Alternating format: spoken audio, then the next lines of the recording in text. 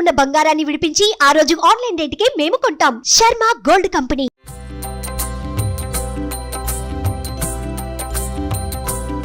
ఒక్కసారి రథసప్తమి స్పెషల్. ఒక్కసారి రథసప్తమికి సూర్యారాధనలో భాగంగా ఈ రోజున పూర్తిగా ఉత్తరం వైపుకి వాలిపోతాడు సూర్యుడు. అన్ని డిగ్రీలు వచ్చేస్తాడు అన్నమాట. కానీ చూడండి, ఎప్పుడు స్టూడియోలో ఉండే అక్కడ బయటకు వస్తే పక్షుల అరుపులు, కేకలు, కిలకిలా రావాలి. ఎంత బాగున్నాయో. చక్కగా దీన్ని అలంకరించుకోవటం ఈ రథాన్ని. ఇంకా పువ్వులు పెట్టి పువ్వులతోటి ఏం చేసినా చెయ్యొచ్చు. ఆనంద కర్పూర నీరాజనం దర్శయామి ఏకాంతాయ కళ్యాణి తీర్చినాము. తాకట్టులో ఉన్న బంగారాన్ని విడిపించి ఆ రోజు ఆన్లైన్ రేటుకే మేము కొంటాం. Sharma gold company. Suman TV ప్రేక్షకులందరికీ నమస్కారం. ఈరోజు నేను రమ్మగారు రథసప్తమి స్పెషల్ పాయసన్నం మీ అందరికీ చేసి చూపిస్తున్నామండి. ఎప్పుడు మనం వీడియోల రూపంలో రథసప్తమికి ఎలా ఉండాలి, ఏం చేయాలి, పూజా విధానం ఇవన్నీ మాట్లాడుకుంటూ ఉంటాం కదా. ముఖ్యంగా పాయసన్నం అది డైరెక్ట్గా చేసి చూపిస్తున్నా. నమస్తే రమ్మగారు. నమస్తే జయ. మొత్తం రెడీ చేసినట్టున్నారు కుంపటితో సహా. అంటే మామూలుగా దాల్ పెడతాము, ఇలా మన బాల్కనీలో మాడాల మీద దాల్ పెడితే కింద వాళ్ళు గోల్ చేస్తారు. కుంపటి సేఫ్ అని కుంపట్లో పెట్టుకుంటాం. ఇదిగో మన కుంపటి సిద్ధంగా ఉంది. ఓకే అండి. ఈ కుంపట్లో ఏం చేద్దామంటే మంచి పర్ఫెక్ట్ ఆవు పిడకలు ఉన్నాయి మన దగ్గర. ఓకే, వీటిని పేర్చేద్దాం. మొదట కుంపటి వెలిగించుకుని చేయటం మామూలుగా నేను ఎప్పుడు చేసేదే. నేనేం చేస్తున్నానంటే శాస్త్రానికి 2-3 ఆవు పిడకలు పెట్టి కొంచెం ముందుకు కింద బొగ్గులు పోసేసుకుంటున్నాను. సరే, ఇవాళ మనం వీడియో కోసం చేస్తున్నాం కాబట్టి పూర్తి పిడకలు ఇంటి దగ్గర అట్లా చేస్తాం. ఊర్లో అట్లా చేసేవాళ్ళం. చిన్న చిన్న ముక్కలు చేస్తే మనకి ఏంటంటే చకచక ఇది చేయను. రథసప్తమి స్పెషల్ ఇది కదా రమ్మగారు. మీ కింద ఒక పెద్దది పెట్టి అది పెట్టు, చిన్న చిన్నవి పెట్టి మనకి అంటుకుంటాయి. చాలా. ఇంకొకటి 2 చిన్న చిన్నవి ఈ గ్యాప్లు పూర్తి చేస్తే కొంచెం కర్పూరం పెట్టి వెలిగించుకోవచ్చు. మామూలుగా ఇది వరకు దేవుడు ఇది కాకుండా పాయసం కాకుండా మనం ఇంకేదైనా చేయదలుచుకున్నాం అనుకో, ఏ పాలు కాచుకుంటాము దానికి కింద నుంచి కొబ్బరి పీచు గానీ ఇక్కడ ఒక గ్యాప్ ఉంటుంది కుంపటికి ఇది. అవునవును. కొబ్బరి పీచు అంటించి ఇక్కడ పెడితే నిదానంగా మంట పైకి వచ్చి అవన్నీ అంటుకుంటాయి అనమాట. బొగ్గులు కానీ వేస్తే న్యూస్ పేపర్లు కూడా పెట్టేసేయచ్చు. మనం ఇది దేవుడి వ్యవహారం చేయబోతున్నాం కాబట్టి కొంచెం కర్పూరాన్ని అటు ఇటు 4 బిళ్ళలు సర్దేసి ఇక్కడ 2-3 బిళ్ళలు వేసుకోవటం. తర్వాత ఏం చేయాలంటే ఉండింగి చాలు. ఇది అంటుకోవటానికి వీలుగా ఒక చిన్న గూడు లాంటిది కట్టాలన్నమాట. కట్టేస్తే మనకి గాలికి అవునవును అంటుకోవాలి కదా. కుంపటి రాసుకునే లోపల మనం కొంచెం ముగ్గేసుకుని చిక్కుడుకాయలు రథం చేసుకుని కుంపటి కాగా ఇది టైం తీసుకుంటుందండి. ఇది అంటుకోవాలి, మనకి పాయసం ఉడకాలి. ఉన్నాయి కదా, ఈ లోపల మనం మిగిలిన పనులు చేసుకోవచ్చు. అలాగే రమ్మగారు. ఒక్కసారి రథసప్తమి స్పెషల్. ఒక్కసారి రథసప్తమికి సూర్యారాధనలో భాగంగా ఈ రోజున పూర్తిగా ఉత్తరం వైపుకి వాలిపోతాడు సూర్యుడు. అన్ని డిగ్రీలు వచ్చేస్తాడు అనమాట. ఇవాళ నుంచి నడక చాలా స్పీడ్ ఎక్కుతుంది. ఇప్పటికే మనకి ఎండ వచ్చేసింది. అవును, ఇంకా బాగా ఎండలు విరిగిపోతాయి. ఇంకొకటి 2 కర్పూరం ఏమన్నా ఇక్కడ వేసింది పక్కన కూడా అనుకుంటుంది. మనకి చకచక్క కావాలిగా. ఒకటో 2 పైన గాలి కదా, గబా గబా గబా అవును.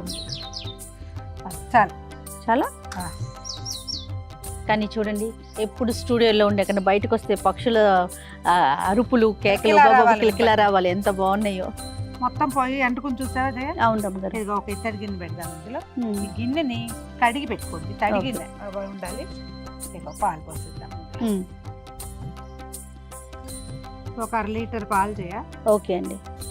రమ్మగారు పాలు పోసి పెట్టాము. ఈ పాలు పొంగు రానివ్వాలి. ఈ లోపల మనం ఏం చేద్దామంటే చిక్కుడుకాయలు రథం చేసుకోవటము. బియ్యానికి ఇందులో 3 గుప్పెళ్ళు బియ్యం వేస్తాం. 1/2 లీటర్కి 3 గుప్పెళ్ళ లెక్క సరిపోతుందండి. అంతే. దానికి కొంచెం నెయ్యి రాసి పక్కన పెట్టుకోవాలి. 3 లెక్క ఏంటి రమ్మగారు? అట్లా ఏమన్నా ఉందా? ఏదైనా శాస్త్రానికి 3 చేస్తామండి. దానికి నెయ్యి రాసేసి పక్కన పెట్టుకుంటే ఇది పొంగు వచ్చేటప్పుడు మనం వేసేస్తాం. అంతే. పొంగి పొర్లి కుంపట్లో పడిపోకర్లా, పైకి వచ్చినప్పుడు వేసేస్తే సరిపోతుంది. మరి మనం రథం చేసేసుకుందామండి రమ్మగారు. ఈ పాలు పొంగేటప్పుడు సూర్యనారాయణమూర్తి తండ్రి, నీ దయ వల్ల మా జీవితం, మా ఇల్లు, వాకిలి, మా రాష్ట్రం, దేశం అన్ని కూడా పాలు పొంగినట్టు సిరులు పొంగాలి. అంతే. ఎంతో బాగుండాలి అందరికి. ఓ దండం పెట్టుకోవటం. సూర్యుడు చక్కగా కనపడుతున్నాడు చూడు మనం. అవునండి, అవును. ఓపెన్ ఎయిర్ చేయటం మంచి సరదాగా ఉంటుంది. బాగుంది. కొంచెం టఫ్ గా ఉంటుంది. నిదానంగా పొంగుతుంది. ఇంత గాలి లేకపోతే ఈ పాటికి అయిపోయింది. ఇక్కడ గాలి ఎక్కువ అయ్యేసరికి స్టవ్ మీద అయితే మొత్తం ఇలా బళ్ళమని వచ్చేస్తుంది. కుంపటి నిదానంగా వస్తుంది కదా, తాపిగా లేదు, కొంచెం కొంచెం స్లో మోషన్ లో వస్తుంది, సినిమాటిక్ గా. వేసైనా వేసేయండి అమ్మగారు. ఒకటి మళ్ళా రెండో పొంగు రానిచ్చి రెండోది వేస్తాం. స్టవ్ మీద అయితే కుంపటి కాబట్టి అంత రాకపోవచ్చు, అందుకని వేసేస్తాం.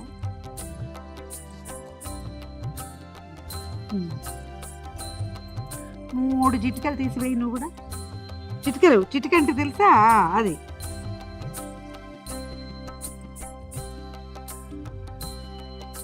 దీని మీద మూత పెట్టి తాపీగా నిదానంగా ఉడకనిద్దాము. ఈ లోపల మనం పూజ ఏర్పాటు చేసుకుంటాం. అలానే రమ్మగారు. బియ్యం అన్నం ఉడికిపోయింది అనిపిస్తుందా? అవునండి, దగ్గరకు వచ్చేసింది కదా. మెట్టుకు ఉడికిపోయినాక ఏమైనా చూడు, మన మామూలు పరమాన్నానికి బాగా చిమడు ఉడికిపోతుంది అన్నం. అవును చూడండి. రథసప్తమి పాయసం మాత్రం ఒక రవ్వ బిరుసు ఉంటుంది. పూర్తి పాలతోటి ఉడికే అన్నము టైం పడుతుంది. అవును, కొంచెం తడి ఉండగానే బెల్లం వేసేద్దాము. 3 గుప్పెళ్ళు అన్నం వేసాం, బియ్యం వేసాం కదా. అవును, 3-4 గుప్పెళ్ళు అయినా వేసుకోవాలి బెల్లం. అవును, కొంచెం ఎక్కువ వేయాలి కదా. వేసేస్తాం. వేసేయండి. మామూలుగా మనం కరగబెట్టి వేసుకుంటున్నాం. కొంచెం మంచి బెల్లం చూసుకుని వేసుకుంటే ఇది విరిగిపోకుండా ఉంటుంది. అవును, ఒక్కసారి పైకి కిందకి కలిపేసి 4 నిమిషాల పాటు ఉండనిస్తే అదే నిదానంగా కలిసిపోతుంది. పాయసం పూర్తిగా పక్కన నెయ్యి ఉంది చూడు, కొంచెం అందుకు కొద్దిగా నెయ్యి వేద్దాం చేయ. ఇందులో మనం ఏలక పొడులు అవేమి వేయం కదా, నెయ్యే పొయ్యి మీద ఉండగా వేయటం, మళ్ళీ దింపాక మళ్ళీ ఒక నెయ్యి చొక్కేసి చూపించాం. ఈ లోపల మనం చిక్కుడుకాయలు రథం చేసుకుందామా. అట్లానేనండి. 7 గుర్రాలు సూర్యుడికి, అందుకని 7 చిక్కుడుకాయలు సమాన సైజులో 2 మొదట పుల్లలు మనకి కావాలి. మనకి 4 కావాలి రథం కోసం అండి. ఇవి పూచిక పుల్లలు చేయ, టూత్పిక్స్ తోటి కూడా చేసుకోవచ్చు. అవి ఈవెన్ సైజులో కూడా ఉంటాయి. గుచ్చటం కాయలు. ఇప్పుడు వీటి కూడా ఇది ఎటు పెట్టామో దీన్ని కూడా అట్టే పెట్టుకోవాలన్నమాట. గింజలోకి గుచ్చితే గట్టిగా ఉంటాయి. అవును, పండలో కాకుండా. ఇది రథం అంటే రథం షేప్ లో ఏం చెయ్యం. శాస్త్రానికి ఈ చిక్కుడుకాయల రథాన్ని చేస్తాం అన్నమాట. 7కి లెక్క ఏంటి రమ్మగారు? 7 గుర్రాలు, ఆయన గుర్రాలని. సప్తాశ్వరథమారూఢం ప్రచండం కశ్యపాత్మజం అని చెప్తారు. ఇగో ఇలాగే దీని మీద నుంచి ఇటు 2 పుల్లలు వచ్చి ఇలా నిల్చుంటుంది. రథం లాగానే మించుగా అదే షేప్ లో వస్తుంది. అది మనకు ఉంచోటం కోసమే. ఊరికే శాస్త్రానికి చేసేది కానీ అంతకంటే పెద్ద విశేషమైన వ్యవహారం ఏమి ఉండదు ఇందులో. కాయ గట్టిగా ఉంటే ఈజీగా దిగిపోతుంది. లేకపోతే కొంచెం సదా పుల్లలు కొంచెం సరిగ్గా అడ్జస్ట్ చేసుకోవాలి. ఈ మూడింటిని ఇలా రథం గోపురం లాగా వస్తుంది. అదే అంతే. ఇంకా ఇందులో ఏవో పరమాద్భుతాలు ఏమీ ఉండవు. అద్భుతంగా చేసే ప్రక్రియ ఇది ప్రక్రియ కాదు. రెండోది ఏంటంటే ఇది ఒక విధానం ప్రకారం మనం ఆయన్ని ఇక్కడ కూర్చోబెట్టాం. ఈ కింద ఏదైనా ఎత్తుగా పెట్టుకుంటే కరెక్ట్ గా కూర్చుంటుంది అన్నమాట. మన దగ్గర సూర్య ప్రతిమ ఏదైనా ఉంటే పెట్టుకుంటాం చేయ. చాలా సాధారణంగా ఎవరి దగ్గర సూర్యుడి ప్రతిమలు అవి ఉండవు. అవును, మనం ఈ చిక్కుడుకాయల రథమే నీకు చేత వచ్చినా చేత రాకపోయినా ఎలా ఉన్నా సరే ఇదే మన రథం అంతే. దీని మీదకే మనము ఇప్పుడు ఇక్కడే ఉన్నాడు కదా, మన వెనకాలే సూర్యుడు ఉన్నాడు. ఆ వెనకాలన్న సూర్యనారాయణ మూర్తిని ఈ చిక్కుడుకాయల రథం మీదకి ఆహ్వానిస్తాం. ఇక్కడికి రానైనా అని చెప్పి చక్కగా దీన్ని అలంకరించుకోవటం ఈ రథాన్ని. ఇంకా పువ్వులు పెట్టి పువ్వులతోటి ఏం చేసినా చెయ్యొచ్చు. మనం బ్యూటిఫికేషన్ కోసం చేయట్లేదు, జస్ట్ విధానం చెప్పుకుంటున్నాం అంతే. మనం ఏదైనా అలంకారాలు చేసి అలా వీడియోలు తీసేటప్పుడు మనం ఏటా చేసినా చేయకపోయినా బోల్డ్ అని వేషాలు వేస్తాం. అవేం వేయట్లేదు ఇప్పుడు. ఒక చిన్న పసుపు వినాయకుడిని కనుక చేసి పెట్టుకుంటే, అంటే ఏది ప్రతిమా విశేషం లేదని మనకు ఇది లేకుండా పసుపు తోటి ఒక చిన్న వినాయకుడిని చేసుకుంటే, గౌరీదేవిని కానీ చేస్తే సరిపోతుంది. మన దగ్గర ఈ అరసవెల్లి సూర్యనారాయణ మూర్తిది ఏదైనా ప్రతిమ విశేషం అలా ఉన్నాయనుకో అవి కూడా అవి పెట్టుకోవచ్చు. తర్వాత ఈ కోణార్క సూర్యుడు అలా ఉంటాడు మన దగ్గర, కొంతమంది ఇళ్లలో ఉంటాడు కదా. అవునండి. అప్పుడు కూడా పెట్టుకోవచ్చు. చిన్న గౌరి అదే ఇప్పుడు హరిద్రాబింబంలోనే అంటే పసుపు ముద్దకే మనం సూర్యుడిని పిలుస్తాం అన్నమాట. అందులోకి దీపానికి కూడా చిన్న అలంకారం చేద్దాం. మనం ఇట్లా వాకిట్లో చేసుకునేటప్పుడు నిలువు ఒత్తి కనుక వేస్తే ఇట్లా ఇది కొండెక్కకుండా ఉంటుంది. పక్కకు పెట్టిన ఒత్తి పడిపోతుంది, అంటే వెళ్ళిపోవచ్చు, కానీ గాలికి నిలువు ఒత్తి నుంచుంటుంది అనమాట. ఎంత గాలి వస్తుందో చూడు. ఆదిత్య హృదయం కానీ, నవారి స్తోత్రం కానీ, సూర్యమండల స్తోత్రం కానీ ఏది చదువుకుంటే అది చదువుకోవటం. ఓకే. ఆగట్లేదయ్యా. ఇదో దీపారాధనకు ఒక పువ్వు, సూర్యుడికి కొన్ని పుష్పాలు,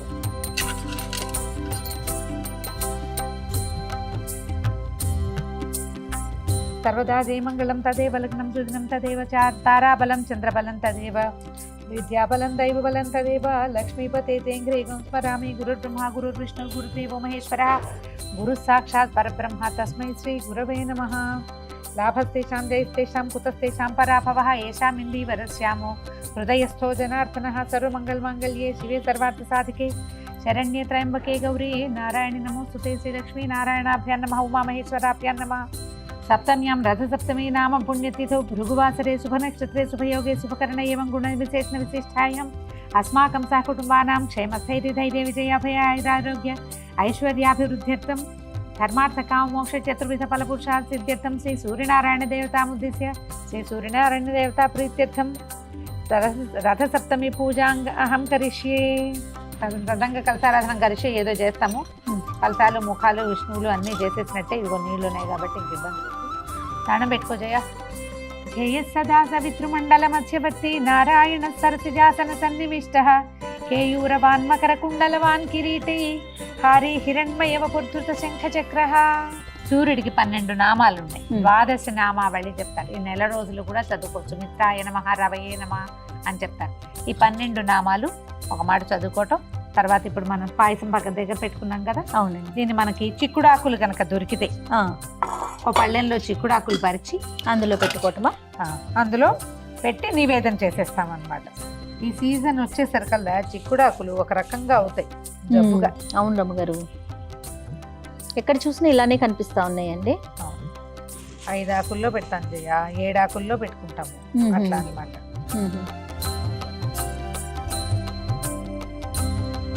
మిత్రాయ నమః. ఈ నామాలు చదువుకుంటే మంచిది జయ. ఓం రవయే నమః, ఓం సూర్యాయ నమః, ఓం భానవే నమః, ఓం ఖగాయ నమః, ఓం పూష్ణే నమః, ఓం హిరణ్యగర్భాయ నమః, ఓం మరీచయే నమః, ఓం ఆదిత్యాయ నమః, ఓం సవిత్రే నమః, ఓం అర్కాయ నమః, ఓం భాస్కరాయ నమః. మనం ఏదైనా పళ్ళు అవి పెట్టదలుచుకుంటే అవి, కొబ్బరికాయ కొడితే అది. నిజానికి ఇవన్నీ ఊరికే మనం చేస్తున్నాం, కానీ పాయసమే ముఖ్య నివేదన.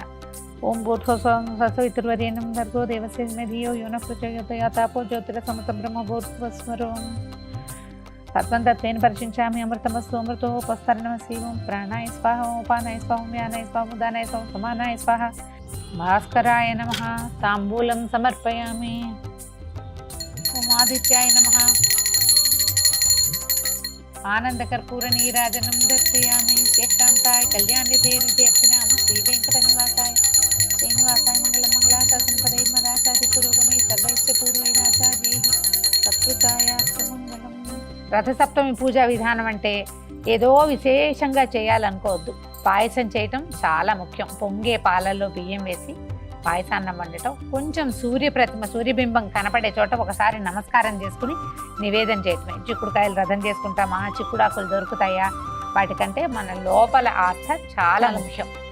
ఇంత వివరంగా నేనేం పెద్ద వివరంగా చేయలేదు, ఒక మాదిరిగా చేస్తాం. ఇంత మాత్రం చేసినా సరే మనకి లోపల ఉండటం, పగలు భోజనం చేసి సాయంకాలం ఉపవాసం చేయటమే దీని లక్షణం అన్నమాట. ఇదిగో మన చిక్కుడాకుల్లో ప్రసాదం తిని చూడు.